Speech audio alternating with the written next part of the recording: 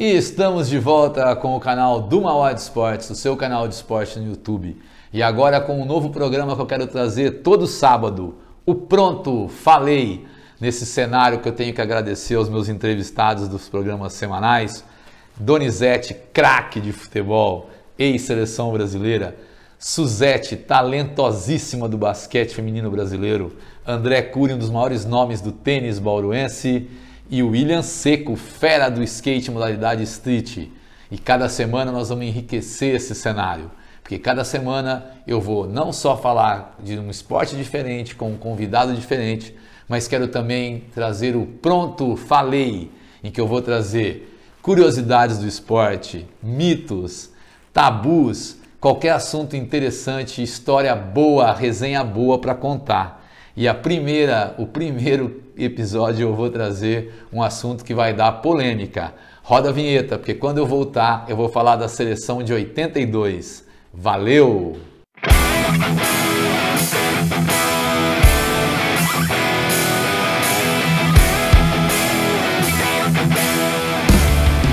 O canal do Mauá de Esportes está de volta agora com um programa que eu vou tentar fazer semanalmente. Eu vou falar de algum assunto do esporte, alguma curiosidade, algum tabu, alguma lenda ou alguma opinião minha sobre algum evento ou sobre alguma história do esporte que me marcou. E o primeiro, eu vou tocar num tema polêmico, um tema que talvez cause um pouco de... O pessoal vai ficar um pouco assim, né? Porque mexe com o sentimento e tal. Eu quero falar nesse episódio 1 porque eu acho que a seleção de 82 não foi tão boa. Vamos lá! Sarriá, 5 de julho de 1982. Eu quero falar...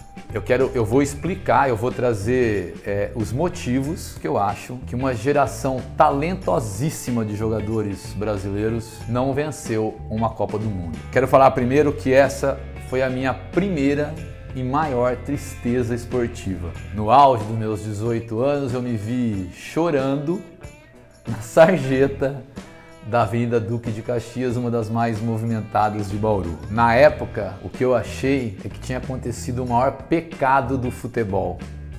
Uma coisa que não deveria de maneira alguma ter acontecido. Com o passar dos anos, entendendo um pouco mais, colocando as coisas mais em perspectiva, eu comecei a ver que aquela seleção não era tudo isso, era supervalorizada e endeusada. Então agora eu vou querer falar os motivos que me levam a crer que uma geração de craques, uma seleção no seu elenco, no time titular, 6 craques absolutamente fantásticos. Leandro, Júnior, Cerezo, Falcão, Sócrates. E na minha opinião, depois de Pelé, o melhor jogador do mundo, Zico. Meu maior ídolo no futebol, uma geração com 6 craques desse tamanho, não conseguiu chegar nem à semifinal da Copa. Eu vou listar os motivos que eu acho, o porquê que isso não aconteceu. Motivo número 1, Pelé. Pelé pode ter sido um técnico ganhador, ganhou tudo no São Paulo, tinha todos os seus méritos, tinha muitas coisas boas, mas ele era autoritário, moralista e extremamente intransigente. Para você ter ideia, ele simplesmente não convoca e não leva à Copa Reinaldo, centroavante do Galo, um dos maiores centroavantes que eu vi jogar. Não leva Mário Sérgio, não leva Leão, não leva Raul. Inclusive o Raul explica uma briga idiota que fez com que o Tele parasse de chamá-lo nas convocações. Não leva Adílio e Tita. Então, como diz o grande Luiz Nassif, se os deuses do futebol estavam chateados por Tele não ter convocado o Mário Sérgio, podem ter certeza que eles ficaram enfurecidos quando o Tele não leva Reinaldo. Motivo número 2, Valdir Pérez. Eu não vou nem entrar no mérito que o Valdir Pérez era um bom goleiro, não mais do que isso. Só que deixou para trás Leão de 3 Copas do Mundo e Raul, em condições na época muito melhores do que a do Valdir Pérez. Não fazia sentido não levar Leão e Raul. Puta, cara, não vai ter jeito. Eu acho que a merda ficou mole agora. O legal é aparecer... Não, tá, vai cortar isso daí, né? Motivo número 3, os laterais. Que Júnior e Leandro eram excepcionais laterais, craques, ninguém vai contestar isso. Atacavam muito bem, tinham muita categoria, mas não marcavam ninguém. O que leva ao nosso quarto motivo, a zaga, Oscar e Luizinho. Ó, vou começar com o Oscar, tá? Para começar, zagueiro não pode ser bonito. E o Oscar fazia dupla de zaga na época com o monstro Dario Pereira no São Paulo. Eu ouso dizer que o Odivan, ao lado do Dario Pereira, seria um belíssimo zagueiro também. E aí, para piorar, nós temos o Luizinho, um zagueiro baixo, pouco viril, de pouca impulsão, o que comprometia muito a defesa, tornava ela um ponto fraco. Motivo número 5, Serginho.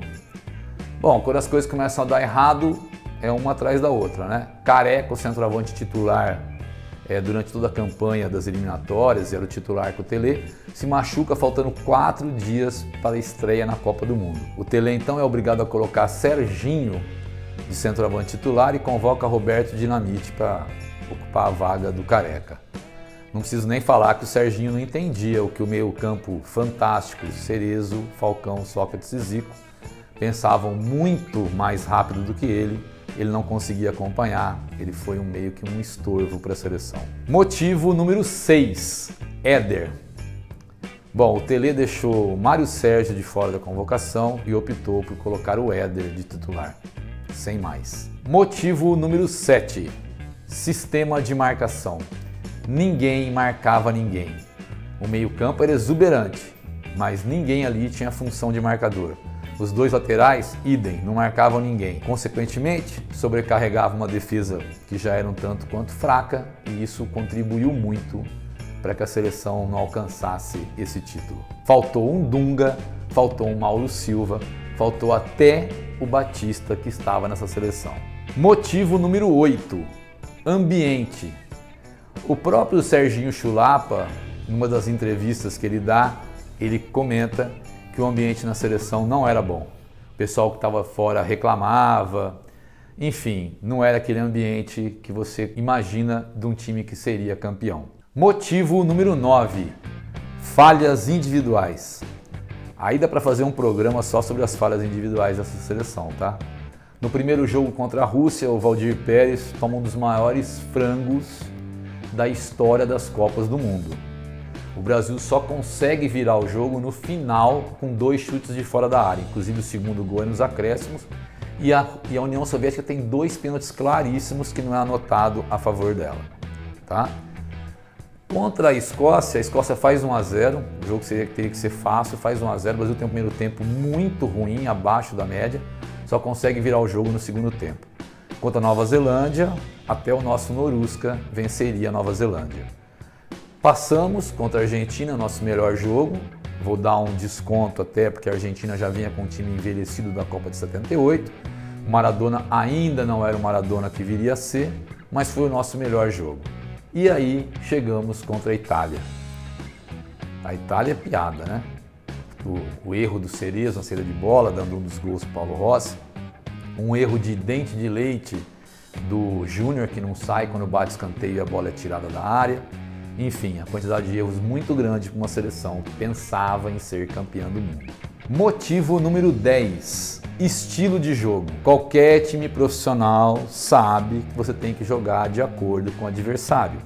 De acordo com o adversário você monta a sua tática, seu estilo de jogo. Aquela seleção não era assim. Ela só tinha um estilo de jogo, para frente, atacar, atacar. E isso foi fatal contra a Itália. Motivo número 11, soberba. A gente sempre fala que quem tem que achar que o jogo está ganho é o torcedor. Nunca o jogador, nunca o pessoal que está lá dentro. E foi mais do que evidente, muita gente fala isso, que já entraram em campo contra a Itália sabendo que iam ganhar. Ou, na pior das hipóteses, que iam empatar. E aí todo mundo sabe o que aconteceu.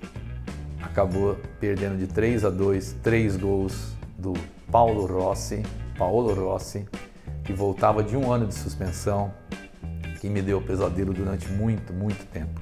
Para terminar, além dos 11 motivos, eu vou dar um motivo bônus. que é o motivo número 12. O 12º jogador dessa seleção, o jogador que entrava em todo jogo, era Paulo Isidoro. Eu não preciso dizer mais nada. Tudo isso fez com que uma geração excepcional, com um meio de campo absurdo de talentos, caísse diante da Itália e não chegasse nem a uma semifinal. Ficou na história, ficou no imaginário popular, todo mundo até hoje canta em verso e prosa, mas para mim, com o passar do tempo, foi ficando cada vez mais na memória afetiva. Como aquele quibe da minha avó, que talvez não fosse tão bom quanto eu sempre achei que ele era. E que gritem os que discordam, mas para mim o que vale é ser campeão, é o título. Por isso, obrigado Romário. Mas essa é uma história para um próximo programa. Valeu!